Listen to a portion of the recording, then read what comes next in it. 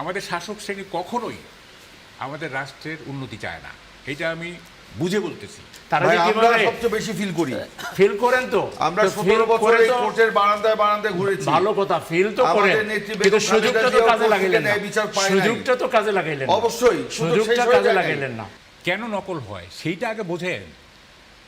আপনি তো শিক্ষা ব্যবস্থার কিছুই বোঝেন না। না, উনি বোঝেন না এটা বলা কি না, আসলে? আমি বলছি কেন, আমি বলতেছি, আপনি শেষ করতে দিবেন তো। বিএনপি তত্ত্বাবধায়ক সরকার চায় কিনা, আই এম ডাউটফুল।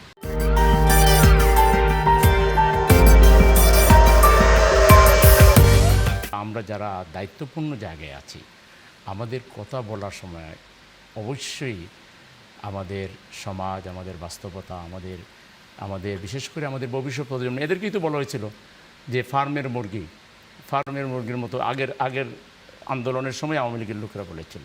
তো সেম একই ক্যাটাগরির কথা আমাদের বর্তমান এই পরিবর্তিত সময়ে বর্তমান সরকারের দায়িত্বশীল মন্ত্রী, আমি পার্সোনালি মিলন ভাইকে শ্রদ্ধা করি যে উনি যে কথাগুলো বললেন নকলের বিরুদ্ধে এটা সেটা, কিন্তু এখানে এসে যেখানে পানিতে গড়াগড়ি খাচ্ছে, মেয়েরা পানিতে পড়ে গলাপানি পর্যন্ত ডুবে যাচ্ছে, তার কাগজপত্র সব কিছু পানি বেশি নিয়ে যাচ্ছে, তো উনি বিভাগীয় কমিশনারকে জিজ্ঞাসা করবেন, বোর্ডের চেয়ারম্যানকে জিজ্ঞাসা করবেন, ওনার লিডারশিপ ক্যাপাসিটি দিয়ে উনি বলবেন যে স্টপ পরীক্ষা। চিটাগাঙ্গে যেভাবে বন্ধ হয়েছে এখানেও বন্ধ হবে, 2 দিন পরীক্ষা পিছিয়ে কী হবে দেশের? প্রশাসনের লোকদেরকে তো আরাম দেওয়ার কী ব্যাপার আছে? এটা কিন্তু মোটেই ভালো কাজ হয়নি। এটা দায়িত্বশীলতার জায়গা থেকে দায়িত্বহীন একটা আচরণ হয়ে গেছে। এজন্য আমরা মনে রাখতে বলবো সবাইকে, এবং আমাদের টোটাল শিক্ষা কাঠামোটাকে, এখানে যারা প্রশাসনে আছেন এই প্রশাসনিক পদ্ধতিও আমাদের বদলাতে হবে। শিক্ষার যে আমাদের পদ্ধতি এবং শিক্ষাকে আরও ঢেলে সাজানোর যে অনেক ব্যাপার স্যাপার আছে, পরিবর্তিত প্রেক্ষাপটে, বিশ্ব প্রেক্ষাপটে আমাদের শিক্ষার মানকে আরও ডেভেলপ করার জন্য যে কাজগুলো আছে সবগুলি করতে হবে। এটার জন্য অবশ্যই সময় আছে, ওনারা 4 মাস সময় পেয়েছেন। আমি বলি না যে কাইলে এটা করে ফেলতে হবে, হয়তোবা ওনারা কাজ করছেন, কিন্তু যেটা হয়ে গেল আমাদের ছাত্রছাত্রীরা আজকে রাস্তায় নেমে গেছে, এটা ওনারা কীভাবে সমাধান করবেন আমি জানি না। তবে আমাদের ভবিষ্যতের সবাইকে খুবই খেয়াল রাখতে হবে, আর এই মাসটা বিশেষ করে ভালো করে খেয়াল রাখতে হবে। এটা আন্দোলন সংগ্রামের মাস, জুলাইয়ের মাস।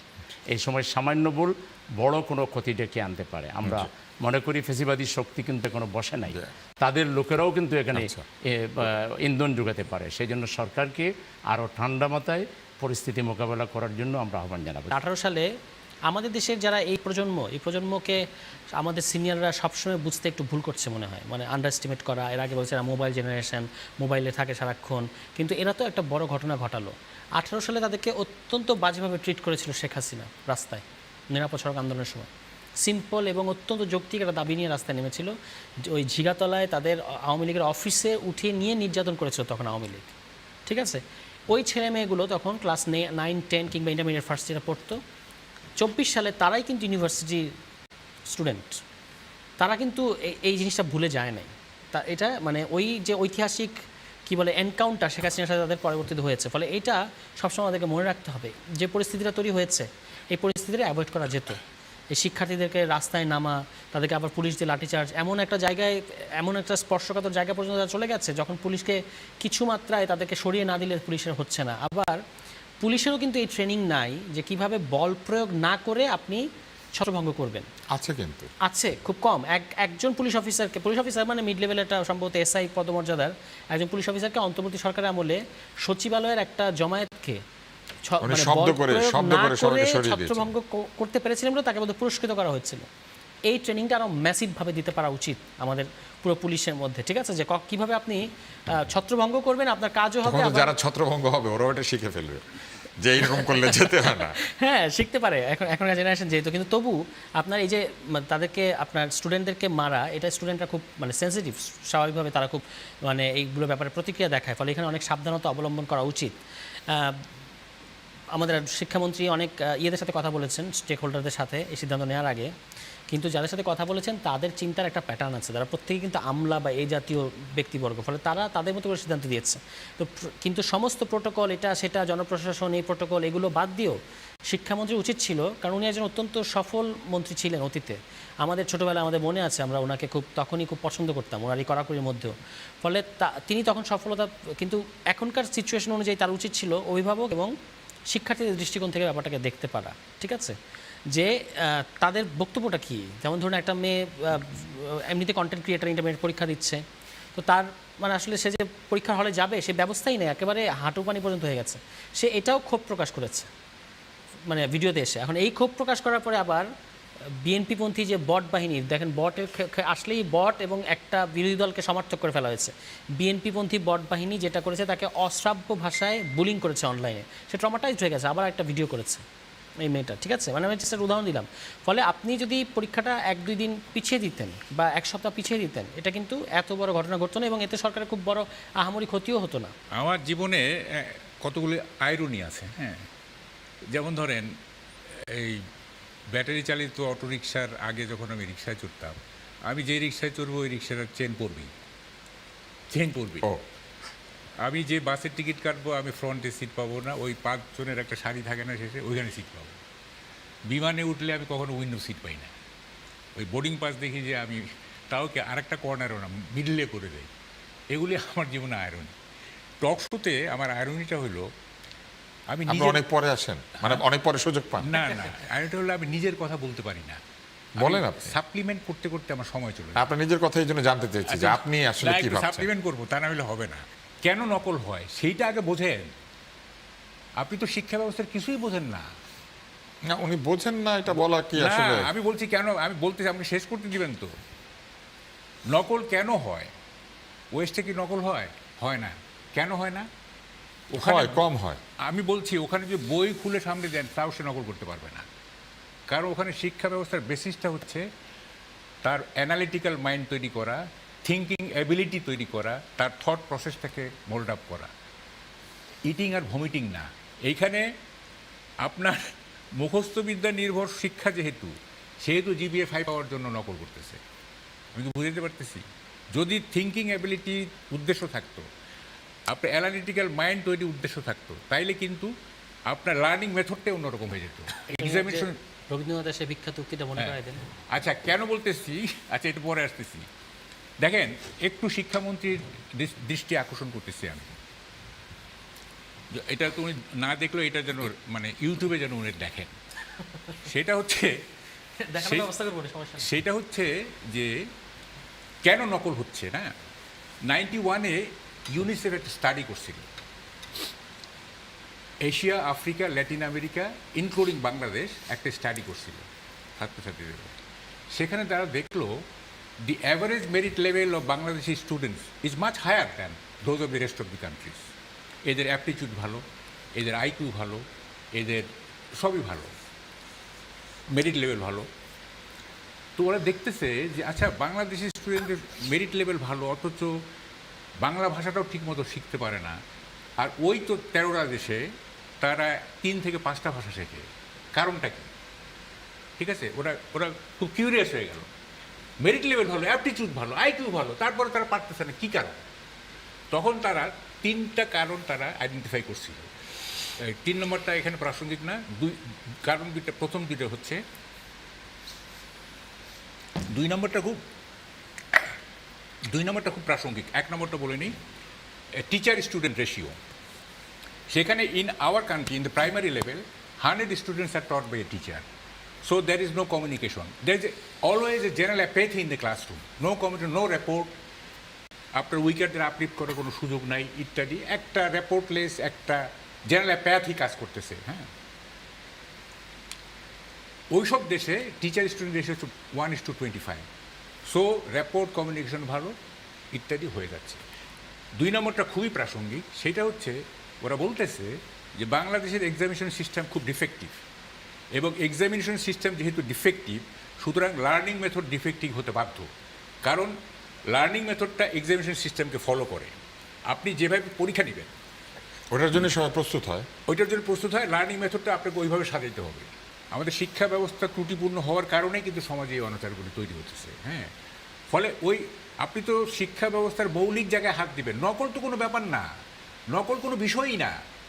হ্যাঁ, এটা কোনো, আমি কি বলবো, যাই হোক, এখন ওগুলিতে কোনো মনোযোগ নাই। এই যে 47 থেকে এই পর্যন্ত, পাকিস্তান আমল থেকে শুরু করে এই পর্যন্ত একটা কি বলে যে একটা ডিপেন্ডেবল একটা শিক্ষা কমিশন কিন্তু এখন পর্যন্ত হইল না। ঠিক আছে, 62-তে একবার হয়েছিল, ওইটা আমরা আন্দোলন করে ওইটা শেষ হয়ে গেল। একটা আমাদের তো এন্টায়ার শিক্ষা ব্যবস্থাটার একটা ইয়ে লাগবে, মানে কি বলে পুরো সংস্কার লাগবে। আমাদের শাসক শ্রেণী কখনোই আমাদের রাষ্ট্রের উন্নতি চায় না, এটা আমি বুঝে বলতেছি। তারা সবসময় ক্লাস ইন্টারেস্ট, তারা সবসময় কিভাবে পাওয়ার প্রলং করা যাবে, হ্যাঁ, কিভাবে মানুষকে কি বলে নিজের দলের টানা যাবে, হ্যাঁ, এইটা হচ্ছে তাদের উদ্দেশ্য। রাষ্ট্রের ভালো আমি মানে বাজি দিয়ে হ্যাঁ, দু একজন চাইছে, যেমন জিয়াউর রহমান চাইছে, আমি বলি জিয়াউর রহমান চাইছে, ভালো চাইছে, উনি নির্লোভ ছিলেন, ছিলেন। তারপরে এরশাদও চাইছে, কিন্তু ওই যে দুর্নীতিগ্রস্ত হয়ে গেছে, কী করবেন এখন, হ্যাঁ, সেও ভালো চাইছে। তারপরে ধরেন যে শেখ হাসিনার যে উন্নয়ন, সেটাও একটা তার পজিটিভ দিক, কিন্তু ওই যে ক্ষমতাটা যা কিছু হবে আমার হাত দিয়ে হইতে হবে, হ্যাঁ, এটাই তো বড় সমস্যা আর কি। দরকার হলে উন্নয়ন হবে না, কিন্তু যা কিছু হইতে হবে আমার হাত দিয়ে হইতে হবে, ঠিক আছে? এইটা আমাদের গণতন্ত্রের জন্য একটা বড় বাধা, হ্যাঁ। এবং সবাই চাইছে যে যা কিছু হবে আমার হাত দিয়ে হইতে হবে, তা না হলে কেন মানে ক্ষমতা ছাড়তে চায় না। এই যে আমাদের শিক্ষামন্ত্রী সাহেব যে বললেন বাচ্চারা তো এই তোমরা কেমন আছো, এটা কি পজিটিভ দিক না? ওনাকে একটা কুশল জিজ্ঞেস করছে। আবার পড়ালেখা করতে বলছে, পরীক্ষা দিয়ে পড়ালেখা করে পরীক্ষায় ভালো রেজাল্ট করতে বলছে। যেটা মাহবুব ভাই বললেন যে পরীক্ষায় নকল ধরা বিষয় না, সে পড়ালেখা করলো কিনা সেটা না, দেখা উনি বলেছেন এই শিক্ষা ব্যবস্থা যদি সংস্কার না করে বা সেইটা তো এই যে একটা- পরীক্ষা ভিত্তিক শিক্ষা ব্যবস্থা যেখানে এটা- মুখস্থ করলেই না, সেই নম্বর পাওয়া জিনিসটা যায়, আপনারা জানেন যেটা যে কিন্তু মাননীয় আমাদের প্রধানমন্ত্রী রাকিবও জনাব তারেক বলেছে। রহমান তিনি তার নির্বাচনী যে অঙ্গীকারগুলো ছিল, আপনারা দেখেছেন যে শুধু ওই পাঠ্যপুস্তকের মধ্যে লেখাপড়া, তার মধ্যে কিন্তু তিনি সীমাবদ্ধ রাখতে চান না। একটু সময় লাগবে। যেমন তিনি কারিগরি শিক্ষার উপরে জোর দিচ্ছেন, তিনি ক্লাস 4 থেকে আপনার মানে স্পোর্টস অ্যান্ড কালচারকে তিনি পাঠ্যক্রমের মধ্যে তিনি অন্তর্ভুক্ত করতে চাচ্ছেন। তারপরে ধরেন পরীক্ষা পদ্ধতির পরিবর্তনেরও তার একটু চিন্তাভাবনা আছে, কিন্তু সেটা উনি এককভাবে সেটা করতে চান না। অংশীজনদের সাথে আলোচনা করে সবার মতামত নিয়ে সেই জিনিসটা তিনি করতে চান। এটা কোর্ট রায় দিয়ে দিল, আলাদা সচিবালয় হবে, তারা সচিবালয়ের জন্য সব অ্যারেঞ্জমেন্ট করে ফেললো, এটার বিরুদ্ধে বিএনপি আদালতে চলে গেল, এটার বিরুদ্ধে আপিল করলো। তাহলে আপনি বোঝেন ক্ষমতাসীনদের পুরাতন বন্দোবস্তর প্রতি আকর্ষণটা কী পরিমাণ। কারণ সব কিছু নিজের নিয়ন্ত্রণে থাকতে হবে। যিনি বললেন কর্তৃত্ববাদী মানসিকতা, এইটা যতদিন থাকবে ভাই, আমার কথার জবাব আপনি দিতে পারবেন, বিএনপির আরও অনেকে দিতে পারবে। এটা একটু বিবেককে জিজ্ঞেস করেন। এত বড় একটা সুবর্ণ সুযোগ এখানে আপনার উপর দিয়েও যাচ্ছে না, কোর্ট রায় দিয়ে দিছে, কোর্ট সিস্টেমটাকে আলাদা করে দিচ্ছে, আর আপনি সারা জীবনের পক্ষে বক্তব্য দিয়েছেন। আপনি কিভাবে এর বিরুদ্ধে আপিল করেন? এইভাবে আরো স্বাধীন দুদক এর বিরুদ্ধে আপিল করা মানে যে এটাকে অস্বীকার করা তা কিন্তু না, না। না অস্বীকার করা। তাহলে আমরা বলেছি কারণ আপনার কিছু বলার এই থাকলে বিষয় নিয়ে নেক্সট পার্লামেন্টে নেক্সট অধিবেশনে এগুলির বিল আসবে। না না, আপনি সেগুলো যেগুলো স্বাধীন বিচার বিভাগ তো খালি আমরা পার্লামেন্টের সাথে রিলেটেড আলোচনা করেই দিব। স্বাধীন বিচার বিভাগ খালি পার্লামেন্টের সাথে রিলেটেড না, হ্যাঁ, যারা আমরা- বিচার বিভাগ ব্যবস্থার সাথে জড়িত তারা এটা হাড়ে হাড়ে ফিল করেন। তারা ভাই, যে আমরা কিভাবে সবচেয়ে বেশি ফিল করি। ফিল করেন তো আমরা তো 17 feel বছর করে এই তো কোর্টের বারান্দায় বারান্দায় ঘুরেছি। ভালো কথা, ফিল তো আমাদের করেন, নেত্রী কিন্তু বেগম সুযোগটা খালেদা তো জিয়াও কাজে কোর্ট লাগাইলেন থেকে না, ন্যায় বিচার পায় নাই। সুযোগটা তো কাজে লাগাইলেন না, অবশ্যই, সুযোগ সুযোগটা শেষ হয়ে কাজে যায় নাই। লাগাইলেন না। বিএনপি আপনার কাছে কিন্তু আসতেছি। সে এখানে ঐক্যের পথে লাল পতাকা উড়িয়েছেন আপনারা। দূরদর্শিতার পরিচয় স্যার, দিতে তুষারের কাছে পারেন একটু নাই, যাই। এটার জন্য একদিন আপনাদের আমাদের কাছে হাতের সময় বেশি নাই, একটু আমরা বাড়াবো সময়। স্যার তুষার, আপনি বলেন এই আলোচনার প্রেক্ষিতে আপনার কি মনে হয়? হ্যাঁ, তত্ত্বাবধায়ক সরকার ব্যবস্থা হচ্ছে বাংলাদেশের রাজনীতির অ্যাকিলিস হিল। ওই জায়গাটা ধরেই বারবার বাংলাদেশে আপনার আন্দোলন মানে পুনরাবৃত্তি হয়েছে। প্রত্যেকবার শুধু ওই 96, 2001 এই দুটো ইলেকশন, এই টানা দুটো ইলেকশন সুষ্ঠু হওয়ার মানে অ্যাপারেন্টলি সুষ্ঠু হওয়ার নজির আছে। আদারওয়াইজ 72 সাল থেকে এই পর্যন্ত টানা দুটো নির্বাচন সুষ্ঠু হওয়ার কোনো নজির বাংলাদেশে নাই। এবং হ্যাঁ নাই, আপনি দেখেন শুধু এই 96 আর 2001, 96 দুটো ইলেকশন হইলো আপনার, না, 91টাও তো গ্রহণযোগ্য। 91 গ্রহণযোগ্য, কিন্তু 91 পরে 96 ইলেকশন, এরপর আবার 96 ইলেকশন, তিনটা ইলেকশন 91 মানে সালে বলছে টানা দুইটা ইলেকশন সুষ্ঠু নির্বাচন হওয়ার নজির কিন্তু আপনি কি বাংলাদেশে পাওয়া যায় না। 2024 সালের নির্বাচনকে সুষ্ঠু বলতে না, চান? টানা, টানা। টানা কিন্তু 91 থেকে টানা, হয়েছে, 91 থেকে 96 থেকে না, ও, 91 পর টানা মাঝখানে একটা নির্বাচন হয়েছিল, Right, হ্যাঁ। ফেব্রুয়ারি So, anyway, নির্বাচন।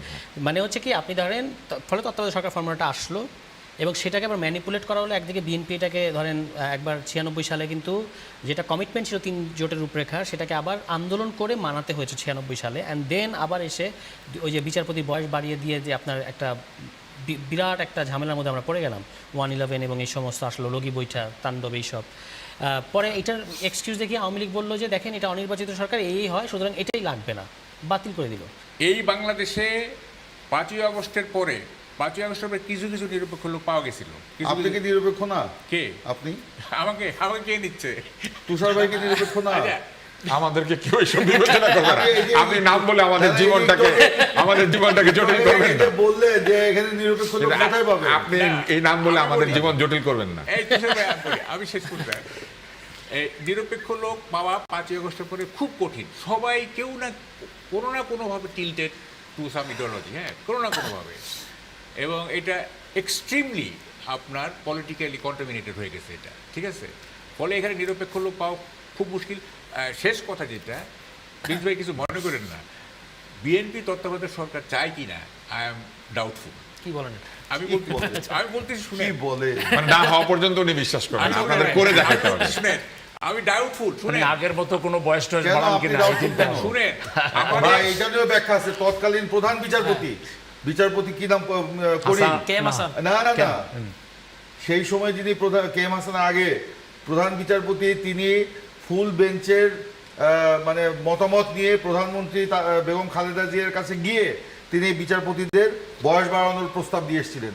বেগম খালেদা জিয়া ইচ্ছা করেই আপনার বিচারপতিদের বয়স বাড়ান। আচ্ছা, আমি একটু শেষ উনি করি। তৎকালীন প্রধান বিচারপতি, তার যারা বিচারপতি আছেন সকলের সাথে বৈঠক করে সেই বৈঠকের রেজলিউশন নিয়ে গিয়ে বেগম খালেদা জিয়ার হাতে দিয়ে এসছেন। এখন বিচার বিভাগ যেহেতু আচ্ছা, স্বাধীন প্রিন্স নাই, ভাই, এখন সে আপনি তারা তো বললেন এটা ঠিক তারা আছে, কিন্তু প্রভাবিত হয়েছে কিনা? একটু বলি, ইয়াজউদ্দিন সাহেবকে কি কনকারেন্টলি কেয়ারটেকার চিফ করা হয় নাই? কোথায়? যখন মানে ইয়াজউদ্দিন পাওয়া সাহেবকে যাচ্ছিল কে এম একেবারে। যখন হাসানের কে এম জায়গাতে হাসান বিতর্ক শেষ হইলো, তখন তো তাকে chief করা ইয়াজউদ্দিনকে president as well Chief as advisor। Caretaker chief. এটা কে করেছে? ওখানে প্রেসিডেন্ট গিয়াসউদ্দিন এবং দুই দলের মহাসচিব আব্দুল মান্নান ভুঁইয়া এবং আব্দুল জলিল সাহেব বৈঠক বসে, সেখানে তারা বসে আলোচনা করে সেটা ঠিক আচ্ছা, করেছেন। ইয়াজউদ্দিন এখানে সাহেব- তো ইয়াজউদ্দিন সাহেবকে কেউ চাপিয়ে দেয় না। না, আমি বলছি ইয়াজউদ্দিন সাহেবকে যে ওখানে dictate- জলিল সাহেব তো মেনে এসেছিলেন ওটা। আচ্ছা, আমি বলি, ইয়াজউদ্দিন সাহেবকে যে ডিকটেট করা হয়েছে, এইটারও কিন্তু প্রমাণ আছে। কি ব্যাপার ডিক্টেট করা হয়েছে? এই যে ইয়াজউদ্দিন কিভাবে ফাংশন করবে না, সেইটা ভাই ভিন্ন কথা। ঠিক আছে, সেটা এটারও ভিন্ন কিন্তু কথা। প্রমাণ আছে। যাই হোক, এখন কথাটা হচ্ছে, আমি যেটা বলতেছি যে কেয়ারটেকার গভর্নমেন্ট আমাদের লাগবে, কিন্তু বিএনপি রিয়েলি চাই। আমি কেন doubtful? Experience has made us doubtful. আমি যখন আপনাকে ফ্লোর দিব, আপনি আবার আমি এই উত্তর দিব। কথার উত্তর ঠিক দিবেন। আছে, ঠিক আছে। এই অনুষ্ঠান কিভাবে চলবে